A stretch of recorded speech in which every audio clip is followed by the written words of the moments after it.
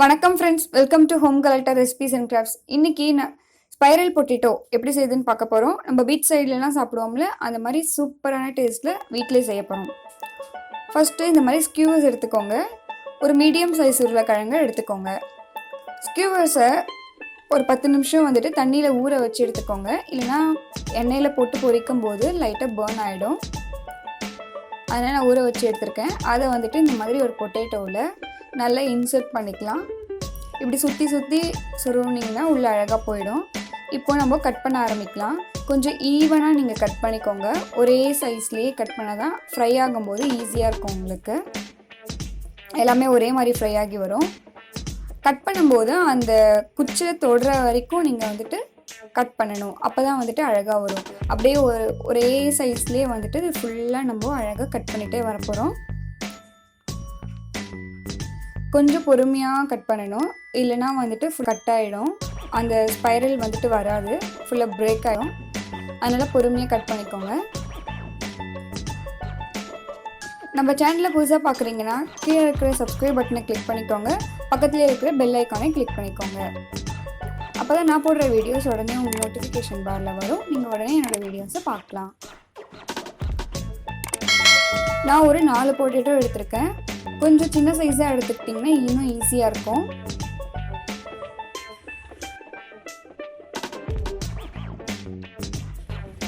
இதுக்கு எந்த பொட்டேட்டோ வேணால் நீங்கள் எடுத்துக்கோங்க. இந்த மாதிரி ஃபுல்லாக அழகாக கட் பண்ணிக்கோங்க. கட் பண்ணிவிட்டு லைட்டாக வந்துட்டு கையை லைட்டாக திருவி விட்டிங்கன்னா அது அப்படியே மூவ் ஆக ஆரம்பிக்கும். நீங்கள் இன்னொரு கையால் அதை வந்துட்டு லைட்டாக கீழே புல் பண்ணிக்கோங்க.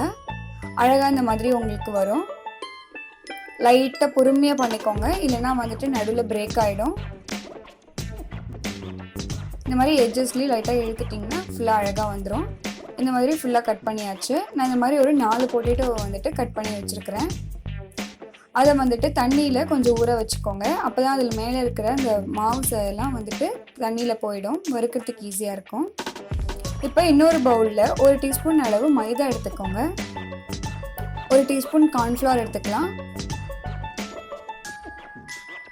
1 டீஸ்பூன் மிளகாய்த்தூள், தனி மிளகாய்த்தூள் சேர்த்துக்கோங்க. கொஞ்சமாக சாட் மசாலா. இது எல்லாத்தையும் வந்துட்டு நம்ம தண்ணி ஊற்றி நல்லா மிக்ஸ் பண்ண போகிறோம். தேவைக்கு ஏற்ப உப்பு ஆட் பண்ணிக்கோங்க. நான் ஒரு 1/2 டீஸ்பூன் உப்பு சேர்த்துருக்கேன். இதில் கொஞ்சம் கொஞ்சமாக தண்ணி ஊற்றி நல்லா மிக்ஸ் பண்ணிக்கோங்க. கட்டி இல்லாமல் மிக்ஸ் பண்ணிக்கலாம். கொஞ்சம் இது வந்துட்டு தண்ணியாக தான் இருக்கணும். மாவு திக்காக இருந்துச்சுன்னா பஜ்ஜி மாதிரி ஆகிடும் அதுக்கப்புறம். அதனால் கொஞ்சம் தண்ணியாக இருக்கிற மாதிரி பார்த்துக்கோங்க. கொஞ்சம் கொஞ்சமாக ஆட் பண்ணிக்கோங்க. இப்போ திக்காக இருக்குது, நான் இன்னும் கொஞ்சமாக தண்ணி ஆட் பண்ணிக்க போகிறேன். கட்டி இல்லாமல் நல்லா ஸ்மூத் பேட்டரை நம்ம ரெடி பண்ணிக்கலாம். இந்த மாதிரி நல்லா தண்ணியாக இருக்கணும் மாவு. இதை வந்துட்டு நம்ம எடுத்து வச்சிருக்கிற பொட்டேட்டோவில் கோட் பண்ணிக்கலாம். இந்த மாதிரி நல்லா ஃபுல்லாக ஊற்றிக்கோங்க. சைடில் உள்ளார எல்லா இடத்துலையும் படுற மாதிரி நல்லா மிக்ஸ் பண்ணிக்கோங்க அந்த பேட்டரை. இந்த மாதிரி நம்ம எடுத்து வச்சுருக்கிற எல்லாத்துலேயுமே ஊற்றிக்கலாம். இப்போ ஒரு பேனில் நான் எண்ணெய் ஊற்றிருக்கேன். ஒரு கொஞ்சம் மீடியம் ஃப்ளேமில் வச்சுக்கோங்க. இந்த மாதிரி போட்டால் லைட்டாக பபிள்ஸ் வர மாதிரி பார்த்துக்கோங்க. இல்லைன்னா ரொம்ப